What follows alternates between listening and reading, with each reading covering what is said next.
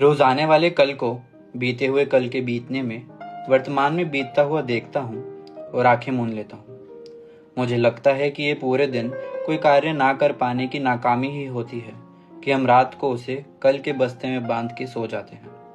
आने वाला कल बीते हुए कल का कार्य करने में बीत जाएगा और आ चुके कल का कार्य हम परसों के बस्ते में डाल हमेशा के लिए सो जाएंगे। हम मनुष्य जाति की एक ही प्रवृत्ति है कि हमें उन चीज़ों को भी खो देने का डर रहता है जो हमने कभी पाई ही नहीं थी, उन लोगों के बिछड़ जाने का जिन्होंने हमें कभी अपनाया ही नहीं, और उन रिश्तों के बंधन टूट जाने का जो कभी बंधे ही नहीं।